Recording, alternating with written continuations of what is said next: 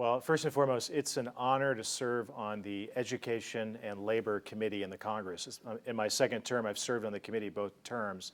And my philosophy has been to get the federal government as much out of the decision-making regarding education as possible. So what do I mean by that?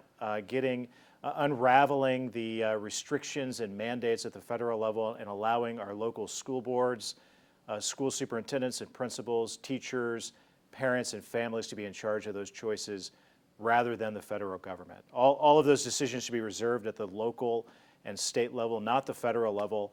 The state constitution has control over education. The federal constitution doesn't mention education at all. That's because it should be relegated to the states. So it's important that we maintain local control, and that's why I fought for that at the federal level in both of my terms in Congress.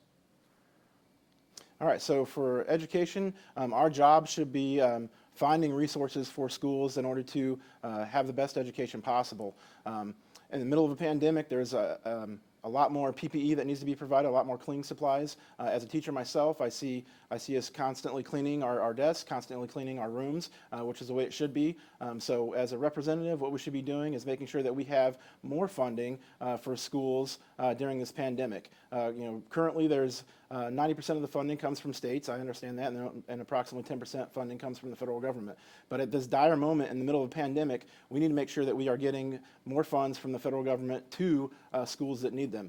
My opponent, Representative Jim Banks, authored a Reopen Our Schools Act, where if you don't reopen 100% in person, then you're not going to get your federal funding from schools. In my opinion, that's not how representatives should be about, that we should be finding more funds for schools, not trying to take them away.